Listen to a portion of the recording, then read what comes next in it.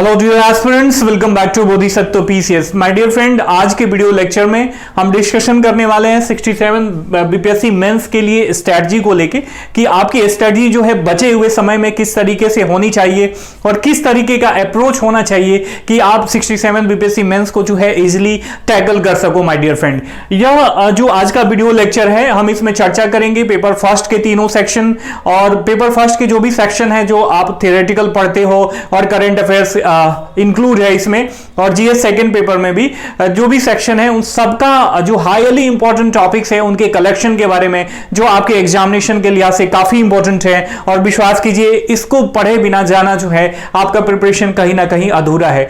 तो watch this video from beginning to the last if you are serious about 67 BPSC mains examination. My dear friend, देखिए बहुत सारे लोग ऐसे हैं जिनका ये मान के चल रहे थे उनका सिलेक्शन नहीं होगा और हो गया है, तो उनके लिए भी ये काफी ज्यादा इंपॉर्टेंट है। यदि अभी से आप कुछ नहीं पढ़े हो, इतना टॉपिक केवल पढ़ के जाओ तो आप आराम से जो है कंप्लीट कर सकते हो माय डियर फ्रेंड। तो चलिए बिना समय गंवाए शुरू करते हैं। शुरू करने से पहले आपसे रिक्वेस्ट है, if you are new at my channel then subscribe the channel and hit the bell icon for all the notification. My dear friend, आज यू नो कि इस पेपर को डिवाइड किया गया है तीन सेक्शन में। पेपर फर्स्ट में 3 सेक्शन होते हैं जिसमें पेपर फर्स्ट में आप हिस्ट्री पढ़ते हो, सेकंड पार्ट में आप इंटरनेशनल रिलेशन और कुछ करंट अफेयर्स के टॉपिक पूछे जाते हैं। इसके बाद थर्ड सेक्शन में डीआई का टॉपिक पूछा जाता है। उसी तरह पेपर सेकंड में जो है फर्स्ट पेपर में पॉलिटी, सेकंड पेपर में आपका इकोनॉमिक्स और ज्योग्राफी का सेक्शन पूछा जाता है और थर्ड सेक्शन में साइंस एंड टेक के प्रश्न पूछे जाते हैं। काफी इंपॉर्टेंट टॉपिक्स का कलेक्शन है my dear friend. Watch this video. मैं फिर से एक बार आप जोर देकर कहना चाहूंगा कि आप जो भी समय मेरे साथ व्यतीत करने वाले हो, आपके जो प्रिपरेशन का टोटल विजन है उसमें काफी ज्यादा गुणवत्तापूर्वक ये चेंज लाएगा, वैल्यू एडिशन करेगा। देखिए पेपर फर्स्ट में आप सबको पता है काफी प्रेडिक्टेबल है, इसलिए मैंने पेपर फर्स्ट पहले रख दिया है ताकि आपको आसानी से चीजें ज्यादा कॉम्प्लिकेट ना लगे यदि आप पहले से नहीं पढ़ते आ रहे हो और प्रिपरेशन के फुल मूड में नहीं हो। देखिए 1857 के जो भी विभिन्न आयाम है ना, 1857 के कॉजेस, फेलियर के कॉजेस, जो विभिन्न स्कूल ऑफ थॉट्स के उस समय हिस्टोरियन रहे हैं, जैसे मार्क्सवादी रहे या इंग्लिशमैन रहे या अपने राष्ट्रवादी रहे हिस्टोरियन, उनका थॉट्स प्रोसेस क्या था 1857 के विद्रोह को लेके और बाबू कुंवर सिंह का क्या योगदान रहा, इन सारे आयाम से जो है बीपीएससी प्रीवियसली क्वेश्चन पूछता आ रहा है। तो काफी ज्यादा इंपॉर्टेंट है 67 बीपीएससी मेंस एग्जामिनेशन के लिए भी, इस बार के लिए भी। उसके बाद जनजातीय आंदोलन में काफी इंपॉर्टेंट 2 आंदोलन आता है। ओवरऑल यदि बात करें तो जो ट्राइबल मूवमेंट हुआ था उसके कॉजेज भी पूछ सकता है। ओवरऑल होलिस्टिक लेवल की बात करें कि भिन्न जनजातीय आंदोलन के बारे में चर्चा करें, कौन कौन से जनजातीय आंदोलन हुए थे, उनके पीछे क्या कॉजेज थे और उनका परिणाम जो है हमारे स्वतंत्रता संग्राम पे किस तरीके से पड़ा, यह भी पूछा जा सकता है। और 2 ऐसे टॉपिक हैं जिसे बीपीएससी जो है हमेशा से क्वेश्चन पूछता आ रहा है। पहला है संथाल विद्रोह, हाईली इंपॉर्टेंट है। हाल ही में सीडीपीओ के पेपर में या ऑडिटर मेंस में पूछा गया था, इसके कॉजेज पूछे गए थे, इसका परिणाम पूछा गया था, राष्ट्रवादी आंदोलन पे किस तरीके से पड़ा, काफी इंपॉर्टेंट है इस बार के लिए भी। विरसा मूवमेंट काफी इंपॉर्टेंट है माय डियर फ्रेंड। तो ये सेक्शन है जनजातीय मूवमेंट आपका तैयार होना चाहिए। उसके साथ साथ चंपारण सत्याग्रह हाईली इंपॉर्टेंट है, किसानों का इन्वॉल्वमेंट, गांधी का इन्वॉल्वमेंट और किस तरीके से इसका प्रभाव पड़ा भारतीय राजनीति पे, भारतीय राष्ट्रवादी आंदोलन पे, ये आयाम के साथ इस टॉपिक को आपको पढ़ना पड़ेगा। इसके साथ साथ भारतीय राष्ट्रवाद का उदय किस तरीके से होता है, उसका क्या प्रभाव होता है और किस तरीके से ये सांप्रदायिकता में बदल जाता है, ये सारी चीजें इन आयामों को टच करते हुए, धर्मनिरपेक्षता भी एक बहुत इंपॉर्टेंट मुद्दा है, तो इसको टच करते हुए इस टॉपिक को आपको तैयार करने की आवश्यकता है। इसके साथ साथ भारत छोड़ो आंदोलन और उसमें बिहार की भूमिका काफी इंपॉर्टेंट है। देखिए उस समय जो सेंट्रलाइज था, जो भी मूवमेंट था, वो बिहार और कोलकाता के बिना कोई चीजें पूरी नहीं होती थी, तो मतलब बंगाल के बिना, ऑब्वियसली यदि कहें बंगाल के बिना, बिहार उसमें इंक्लूड था बहुत दिनों तक 1911 तक। तो ये सारी चीजें आप समझना बहुत आसानी से, भारत छोड़ो आंदोलन और बिहार, उसके बाद व्यक्तिगत सत्याग्रह और बिहार की भूमिका, उसके बाद पाश्चात्य शिक्षा बिहार में किस तरीके से डेवलप हुआ, ये सारी चीजें आपको पढ़नी है। उसके बाद आर्ट एंड कल्चर में पटना कलम, मौर्य कला और पाल कला, ये काफी हाईली इंपॉर्टेंट 3 टॉपिक्स हैं, ये आपको पढ़ना। केबीसी नैनो आप समग्र भी पढ़ लोगे तो वहां पे आपको मिल जाएगा। और यदि देखिए हमारा जो प्रोग्राम प्रोग्राम चल रहा है मेंस एग्जामिनेशन के लिए, जो भी इंपॉर्टेंट टॉपिक्स हैं सबका कलेक्शन एक साथ आपको मिल जाएगा मात्र ये 2100 रुपये में। We are covering all parts of GS first and GS second paper like polity, geography, economic, history with all current input. इसके साथ साथ करंट अफेयर्स का जो भी international relation, science and tech, economics, सारी चीजें हमारे द्वारा, और राष्ट्रीय और अंतरराष्ट्रीय जो डेवलपमेंट हुए हैं बीपीएससी मेंस के लिहाज से, 67 मेंस के लिहाज से इंपॉर्टेंट है, ये सारी चीजें पूछी मतलब आपको प्रोवाइड कराई जाएंगी। सबका collection we will provide fastly video lecture and then PDF notes on each and every topic, ताकि आप, और हमारा वीडियो का लेंथ होता है वो मात्र 15 मिनट का होता है। हम अपने टेलीग्राम पेड ग्रुप पे अवेलेबल करवाते हैं। मैक्सिमम जो वीडियो लेंथ जा सकता है वो आधे घंटे का, लेकिन सारी चीजें उसके जो भी और वीडियो लेक्चर हैं उसके नीचे नीचे ही समिट जाते हैं। 15 मिनट या 10 मिनट जो भी होता है वीडियो लेक्चर देखिए, उसके बाद पीडीएफ नोट्स रिवाइज कीजिए, उसके बाद समराइज कीजिए, तो आपके पास जो 1.5 महीना है इसने कम समय में भी आप पूरा होलिस्टिक अप्रोच के साथ बीपीएससी मेंस को क्रैक कर सकते हो। देखिए ज्यादा पढ़ने की आवश्यकता नहीं है। मैं हमेशा अपने लेक्चर्स में मोटिवेट करने के लिए बच्चों को कहता हूं, टोनी रॉबिन्स का कथन है, success in any Endeavour is 80% psychology और 20% स्किल्स। आपका साइकोलॉजी और स्किल का कॉम्बिनेशन जो है ना, साइकोलॉजी आपका किस तरीके का है, आप प्रेशर को किस तरीके से हैंडल करते हो। जो 113 कटअप गया है अभी 113, ये बहुत लोग ये कह रहे हैं कि बीपीएससी ने करप्शन किया। बीपीएससी ने करप्शन नहीं किया दोस्त। बीपीएससी ने करप्शन करना रहता तो जो व्यवस्था हुई सुव्यवस्थित तरीके से प्री एग्जाम को कंडक्ट कराया गया, यदि उसमें कहीं कोई गड़बड़ियां रहती तो आप कहते कि ऑब्वियस बीपीएससी ने करप्शन करा है।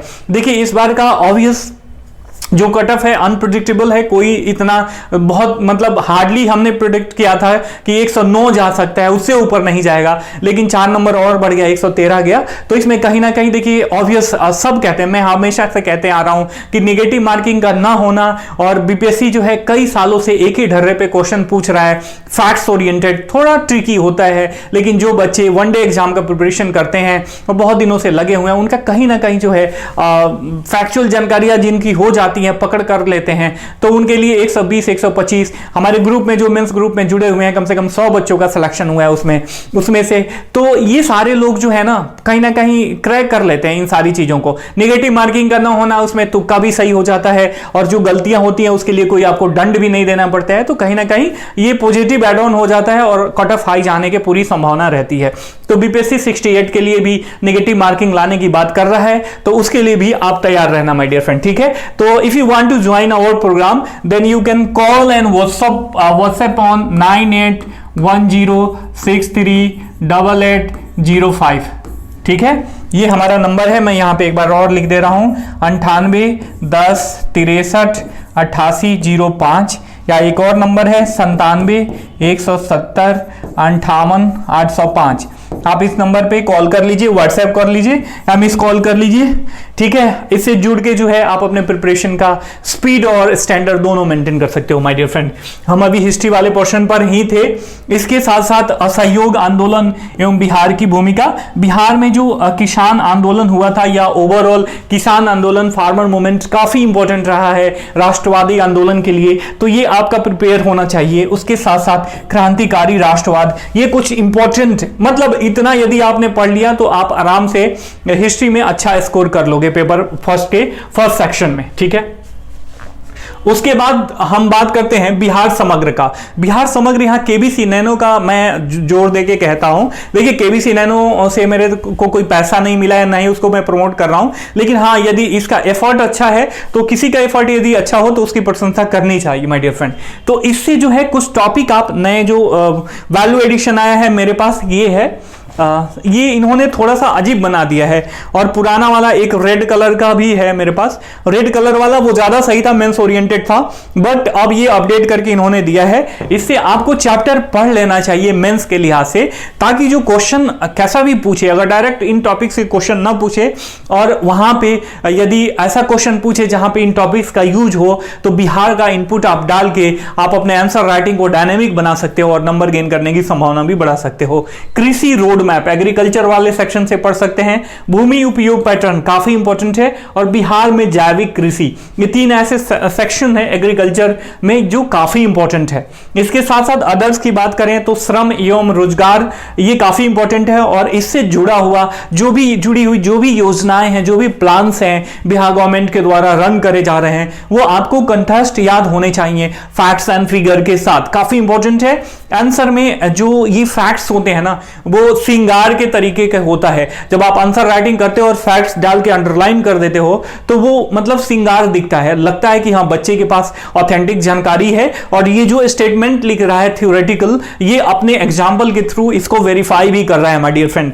जब हम आंसर राइटिंग टेक्निक पे बात करेंगे, चर्चा करेंगे, तो हम बताएंगे कि कैसे जो है अपने स्टेटमेंट को उदाहरण के द्वारा हर एक स्टेटमेंट को वेरीफाई करने की कोशिश करनी चाहिए। इसके साथ साथ ऊर्जा संसाधन काफी इंपॉर्टेंट है, ठीक है। इसके साथ साथ आपको बिहार का स्पेशल करंट अफेयर्स आपको याद होना चाहिए, आप प्री के लिए पढ़ रखे होंगे, उसके बाद का 2-4 महीने का और एड ऑन कर लेना काफी इंपॉर्टेंट है। ये सब फिगर और फैक्ट्स जो आपने बिहार के लिए प्री के लिए पढ़ा था बीपीएससी के लिए, वो आपको मेंस में भी काम देने वाला है।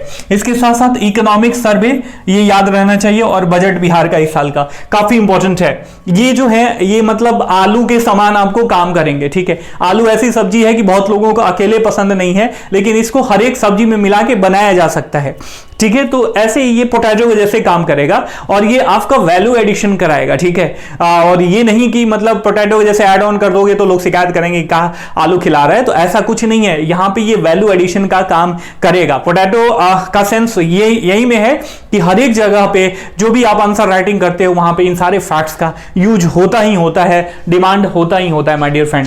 उसके बाद आ जाते हैं हम सेकंड पार्ट में, इंटरनेशनल रिलेशन।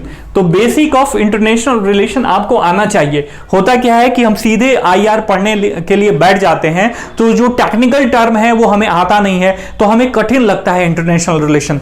तो firstly you will have to understand the basic of international relation, theory of international relation, philosophy of international relation, कि आईआर जो है किस फिलॉसफी पे, किस दर्शन पे जो है बेस्ट होता है। उसके बाद संघाई सहयोग संगठन का बैठक हुआ था, इसके निहितार्थ, भारत की क्या भूमिका है, भारत किस तरीके से जियोपॉलिटिकल अभी सिनारियो में जो है अपनी रोल को निभा रहा है, ये सारी चीजें आपको पता होना चाहिए। हिंद प्रशांत आर्थिक मंच काफी इंपॉर्टेंट है, और इससे रिलेटेड क्वेश्चन भी शायद ऑडिटर मेंस के एग्जाम में पूछा गया है।